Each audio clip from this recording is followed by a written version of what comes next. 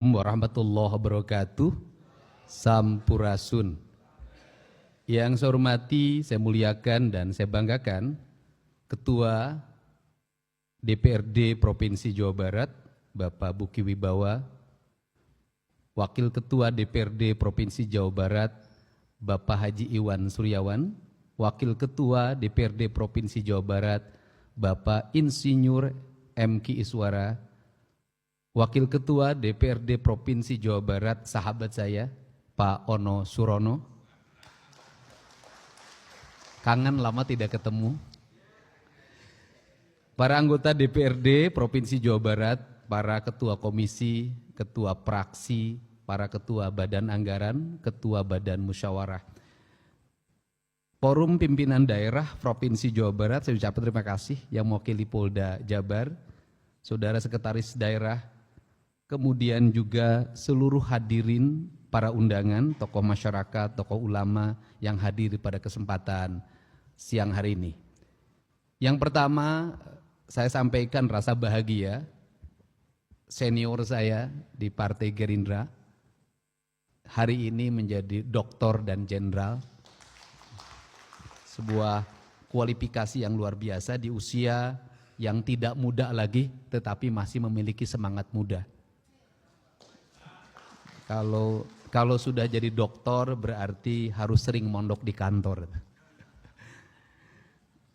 Kemudian hari ini juga kita menyampaikan rasa duka atas meninggalnya 3 orang warga Kabupaten Garut pada peristiwa hari Jumat kemarin dan 2 orang warga Kota Cimahi rumahnya terkena longsor, kemudian 2 orang meninggal pada tadi pagi. Dan saya sampaikan di Jawa Barat ini hampir dalam setiap minggu selalu terjadi rumah longsor. Ini adalah bahan evaluasi kita. Ada 2 hal yang terjadi di sana. Yang pertama rusaknya hutan, yang kedua tata bangunan yang sudah semakin tidak terkelola dan tidak memperhitungkan prinsip-prinsip tata kelola lingkungan. Ini adalah bagian dari upaya kita segera menyempurnakan langkah-langkah kita dalam RPJMD. Pertama saya mengucapkan terima kasih pada Pansus RPJMD tahun 2025-2029 atas kinerja yang dilakukan sehingga kita bisa melihat sebuah arah berpikir pembangunan 5 tahun ke depan. Dengan orientasi kita pada hari ini adalah 2 hal. 1, lembur diurus, 2, kota ditata. Lembur diurus, kota ditata adalah bagian dari upaya kita untuk menyelesaikan problematika pedesaan dan perkotaan. Problematika pedesaan dan perkotaan adalah disparitas antara pedesaan dan perkotaan. Disparitas pedesaan dan perkotaan juga memiliki implikasi yang cukup luas, yaitu disparitas antara utara dan selatan. Pertama, arah ke depan yang harus kita bangun adalah ketika kita bicara persoalan lembur diurus kota ditata, artinya kita melakukan penataan desa, maka saya sangat menyepakati untuk segera kita bersama-sama membahas perda tentang standarisasi pedesaan. Kenapa? Karena dalam standarisasi pedesaan itu perlu dilakukan mengingat desa hari ini ada desa yang berpenduduk sangat kecil, mungkin kisaran 2.000 atau 3.000. Ada desa yang berpenduduk sangat besar, mencapai angka 150.000 sampai 170.000. Ke depan harus segera dibuat rasionalisasi. Dalam desa ini juga kita harus 1, membuat rasionalisasi desa. Berapa batasan minimal sebuah desa penduduknya? Yang kedua, berapa batasan maksimal penduduk sebuah desa? Agar apa? Agar melahirkan arah kebijakan fiskal yang memadai. Yang kedua, dalam penduduk pedesaan yang sangat kompleks ini ada 2 lagi yang dilakukan. Mana yang masih pantas menjadi desa dan mana yang harus segera berubah menjadi kelurahan. Karena di beberapa wilayah industri di Jawa Barat, kehidupan masyarakatnya sudah perkotaan, perilaku hidupnya sudah urban, tapi statusnya masih desa. Yang kemudian yang berikutnya ada problem sosial dan problem ekologi serta problem psikologi publik adalah banyaknya desa yang terjadi penumpukan orang yang akhirnya orangnya mengambil daerah bantaran sungai, mengambil daerah hijau dengan jumlah ruang rumah. Saya katakan dengan jumlah ruang rumah yang sangat banyak. Hari ini sudah tumbuh di Jawa Barat, terutama di daerah Karawang, Subang, Purwakarta, Bekasi, Bogor, Kota Bekasi, Depok, yaitu rumah-rumah yang sempit diisi oleh beberapa keluarga yang bisa mencapai satu rumah sempit itu tanpa kamar dihuni oleh 22 orang. Efek psikologinya, ini perlu saya jelaskan, efek psikologinya adalah timbulnya berbagai problem penyakit sosial. Di antaranya adalah pelecehan seksual terhadap anak-anak di bawah umur. Faktor rumah tanpa sekat. Setelah itu adalah aspek lingkungan, di mana banyak anak yang terlantar, ditinggalkan oleh ibunya pergi keluar, tidak kembali, kemudian ibunya meninggal atau anaknya meninggal, besoknya dia dititipkan di kakeknya, dititipkan di pamannya, seringkali menjadi problem mereka mengalami pelecehan seksual anak di bawah umur, dan ini di Jawa Barat jumlahnya sangat banyak, cuman tidak terekspos secara terbuka karena menyangkut privacy bagi anak-anak di bawah umur. Problem ini harus diselesaikan baik dari sisi ekologi maupun psikologi maupun dari sisi tata ruang. Dan di sini kita mengalami problem tentang tata ruang. Mohon maaf, tata ruang yang kita sahkan pada tahun 2022 telah menghilangkan kawasan hijau seluas 1,2 juta hektar.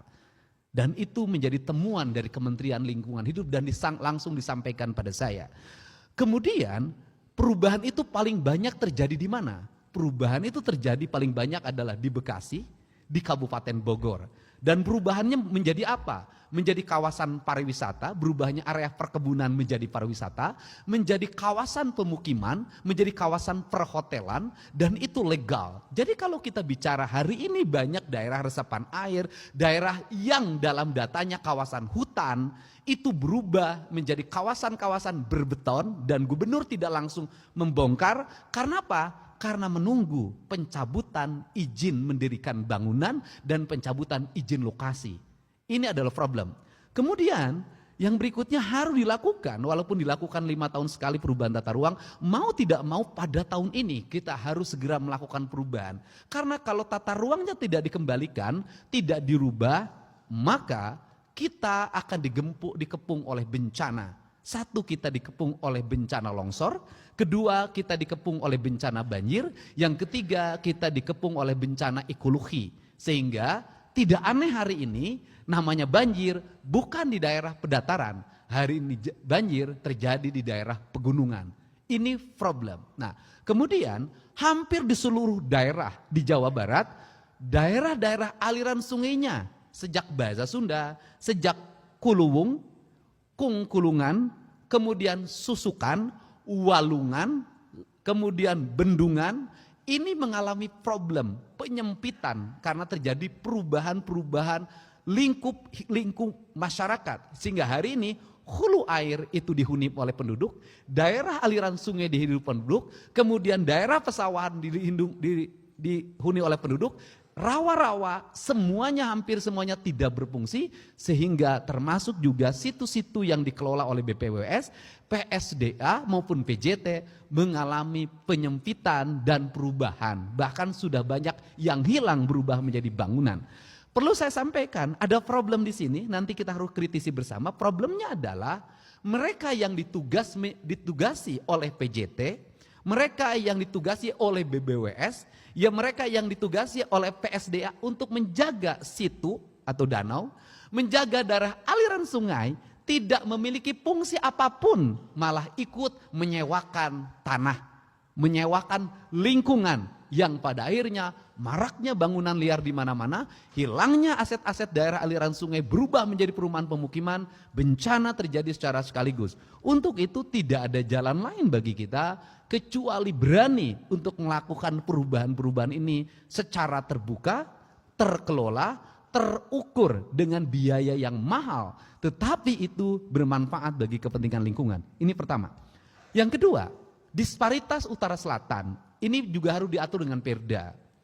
Utara itu mendapat limpahan dari pengelolaan selatan. Limpahan air yang menjadi bahan baku pertanian.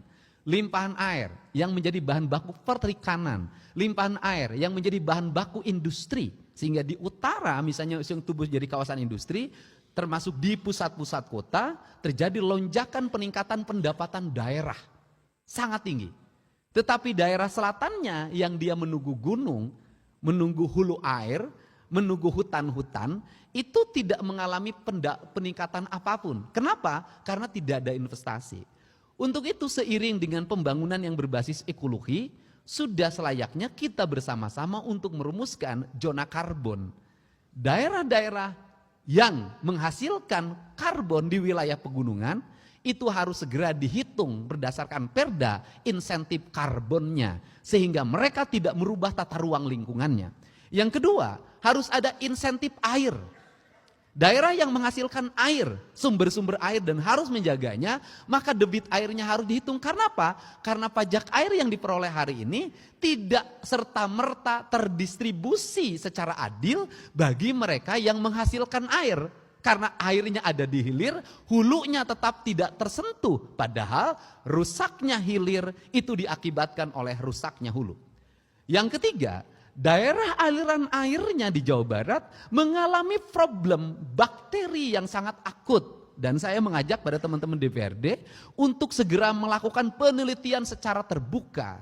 Kenapa? Seluruh limbah industri, limbah rumah tangga masuk ke daerah aliran sungai. Melahirkan bakteri-bakteri jahat dan kemudian masuk ke bendungan yang merupakan daerah penghasil ikan di keramba-keramba. Kapasitas keramba melebihi batas dari 8.000 menjadi 50.000, pakan sangat tinggi, airnya pekat tanpa terkuras, dan mohon maaf, bisa jadi ikan yang seharusnya itu menjadi daya protein yang baik bagi tubuh anak kita malah terbalik menjadi ancaman. Apalagi anak-anak kita sering memakan ikan dengan tidak melepas kepala dan insangnya.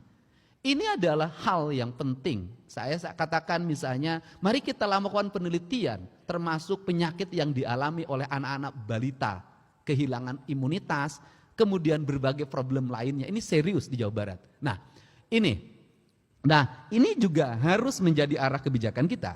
Kemudian yang berikutnya adalah kita mengalami problem dalam pengelolaan badan usaha milik daerah.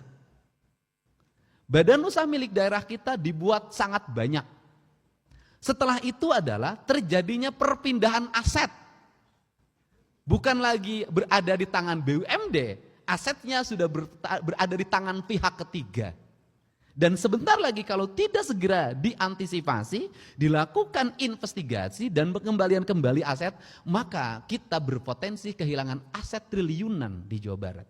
Untuk itu saya sampaikan pada teman sekretaris daerah, segera persiapkan pengajuan Raperda BUMD, menggabungkan seluruh BUMD di Jawa Barat hanya satu BUMD saja. Tidak usah terlalu banyak, satu tetapi terkelola dengan baik. Kecuali Bank Jabar tetap harus dipisah karena itu sudah menjadi sehat dan besar. Ini adalah faktor-faktor yang menjadi problematika di Jawa Barat. Kemudian yang berikutnya arah kebijakan tentang pendidikan.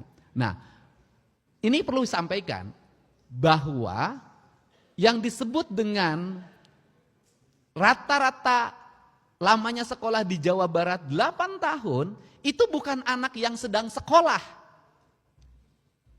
Tetapi seluruh Jawa Barat dihitung penduduknya dari mulai 1 tahun sampai 99 tahun. Maka kalau ingin meningkatkan indeks rata-rata lamanya sekolah, maka ada 2 variabel yang harus dilakukan secara terintegrasi dengan kabupaten kota. Yang pertama adalah peningkatan layanan pendidikan sampai tingkat SMA dan SMK, itu yang pertama. Yang kedua adalah memperbanyak program paket di seluruh daerah di Provinsi Jawa Barat. Dengan itu maka lamanya sekolah akan meningkat. Pemahaman rakyat hari ini termasuk pemahaman saya selama ini, lamanya di sekolah diukur berdasarkan survei orang yang sedang sekolah. Nah, jadi kalau indeksnya harus masuk, maka dalam perspektif yang paling dekat misalnya RT RW, Linmas, kemudian anggota BPD, kemudian Bamus LPM, kemudian PKK, Posyandu, itu merupakan target awal bahwa mereka berpendidikan minimal SMP atau SMA, dan itu bisa masuk di program desa. Di setiap desa nanti membuat program paket, dan itu masif di seluruh Jawa Barat. Ini cara strategi yang akan dilakukan. Nah, ini adalah prinsip-prinsip dasar yang menjadi arah kebijakan, arah pembangunan ke depannya. Yang terakhir adalah investasi. Nah, hari ini kita bisa melihat bahwa buka toko manual terjadi antrian. Buka pabrik manual terjadi antrian. Maka konsekuensinya adalah di bulan Agustus ini insya Allah sudah bisa kita gerakan. Walaupun industrinya belum terbuka semuanya, yaitu lamanan kerja melalui media online, dan kemudian perusahaan tidak mesti membuka lamanan kerja. Tetapi perusahaan tinggal mengakses data bursa kerja yang disiapkan oleh Dinas Tenaga Kerja Provinsi dan Kabupaten Kota. Kemudian mereka memanggil dan kemudian mereka menginterview, kemudian mengasesmen dan sampai menerimanya. Tetapi seluruh ini tidak mudah. Karena banyak perusahaan-perusahaan yang memiliki ego sektoral. Mereka juga punya kepentingan para HRD-nya untuk memasukkan orang-orang yang menjadi bawaannya dari kampung halamannya, dari desanya, dari wilayah dia berasal. Ini juga problem. Setelah itu juga ada problem lingkungan, di mana seringkali tenaga kerja direkrut itu dikelola oleh lingkungannya masing-masing. Dan seringkali yang berdomisili di lingkungannya tidak menjadi prioritas. Kenapa? Karena dia tidak bisa memberikan uang, sehingga ada perubahan KTP segala macam. Itu adalah bagian dari bisnis ilegal dalam rekrutmen tenaga kerja. Nah, ini adalah rangkaian-rangkaian arah kebijakan yang harus dibangun secara bersama. Kemudian yang terakhir adalah orientasi membangun percepatan dan pertumbuhan. Tadi sudah saya sampaikan, ada daerah penghasil yang kelebihan fiskal, misalnya kayak Kabupaten Bekasi, itu mengangkat ASN-nya tahun ini mencapai 9.000. Karena mungkin kelebihan fiskal. Tetapi di tempat lain, itu dengan P3K saja sudah rontok APBD-nya. Tidak punya lagi kemampuan untuk membayar pembangunan. Nah, tetapi tidak boleh di tempat ini didorong menjadi industri. Yang harus dilakukan oleh saya tadi adalah membangun rasa adil lewat peraturan daerah atau awalnya Pergub yang mengatur tentang jasa pengelolaan air, jasa karbon, dan berbagai lainnya. Sehingga nanti orang yang di daerah gunung dia tetap mendapat stimulus dan bahagia sebagai orang gunung, orang yang di daerah pesawahan menjadi bahagia daerah pesawahan. Yang terakhir adalah persoalan kepemilikan rumah. Dan ini problem. Problemnya adalah bahwa satu sisi kita ingin mendorong rakyat kita punya rumah. Tetapi di sisi lain ruang terbukanya sudah hampir tidak ada. Dan harga yang paling murah tanah itu pasti sawah. Pilihan yang paling murah untuk membangun rumah pasti sawah. Karena lahan kampung itu sudah mahal. Lahan pekarangan itu sudah mahal. Ini juga harus ada desain ke depan. Desainnya adalah bagaimana rumah dibangun dengan menggunakan tanah yang tidak terlalu luas tetapi bisa membuat nyaman orang. Nah, misalnya kita kembali membuat peraturan tentang di daerah-daerah tertentu di Jawa Barat sudah tidak diperbolehkan rumah ke samping, tapi harus ke atas. Ini. Dan yang terakhir yang paling dekat adalah urusan penambangan. Urusan penambangan ini di Jawa Barat ini ratusan tambang liar terjadi selama ini, merusak infrastruktur jalan. Ketika ada bencana, pengusahanya tidak bertanggung jawab. Kemudian karena tidak memiliki kemampuan di bidang tambang, tidak punya ahli tambang, dia hanya bisa menggerakkan alat berat, dia tidak ngerti reklamasi. Dia tidak ngerti rencana tambang. Ini ada problem. Tetapi kita tahu bahwa di Jawa Barat ada kebutuhan terhadap material tambang. Maka solusinya adalah segera dihitung menurut saya, berapa kebutuhan material tambang di Jawa Barat. Apa saja jenisnya, nanti didapatkan dari mana. Ketika didapatkan dari mana, siapa pengusaha yang memiliki kualifikasi untuk melakukan pengelolaan tambang itu. Jam angkutan materialnya jam berapa, jenis kendaraannya apa, melewati jalan apa, agar tidak terjadi problem akut. Kita yang paling dekat adalah, yang paling bencana menurut saya, yang kematiannya sudah mencapai ratusan adalah Parung Panjang. Bagaimana Parung Panjang itu dikupas, menimbulkan kerusakan lingkungan yang luar biasa. Meninggalnya di data lebih dari 100 orang. Dalam setiap waktu selalu orang meninggal terlindas truk. Kemudian setelah itu diperlukan investasi besar dari pemerintah provinsi yang lebih dari 1 triliun. Tetapi siapa yang menikmati dampak dari tambang itu? Daerah-daerah yang mengalami pertumbuhan pembangunan perkotaan yang dekat Bogor. Sehingga berubah menjadi kawasan pemukiman mewah, kawasan perhotelan. Mereka tumbuh ekonominya meningkat, pajak restorannya meningkat, pajak hotelnya meningkat. Tetapi ini mengalami kemiskinan yang masif. Infrastrukturnya buruk, masyarakatnya terkena debu, terkena ispa, yang meninggal setiap waktu tanpa santunan. Ini adalah problem, dan saya sampaikan untuk Parung Panjang, pemerintah Kabupaten Bogor sudah menyampaikan pada saya tahun depan bersedia membebaskan lahan tambang oleh Pemkab Bogor, dan pemerintah provinsi membangun lahan tambang itu. Walaupun dulu sudah ada penugasan ke BUMD, tapi tidak berjalan. Saya cenderung tidak lagi menggunakan BUMD, sudah dibangun oleh pemerintah saja, bekerja sama dengan Pemda Kabupaten Bogor, karena pajak tambangnya kan paling besar masuk ke kabupaten. Nah, ini juga rasionalisasi yang harus dilakukan secara taktis oleh kita bersama. Barangkali itu saja yang dapat saya sampaikan. Saya ucapkan terima kasih. Semoga RPJMD ini menjadi arah kebijakan pembangunan strategis bagi kepentingan Jawa Barat ke depan. Saya ucapkan terima kasih pada semuanya. Salam hormat. Wallahu muwaffiq ila aqwamit thoriq. Assalamualaikum warahmatullahi wabarakatuh. Sampurasun.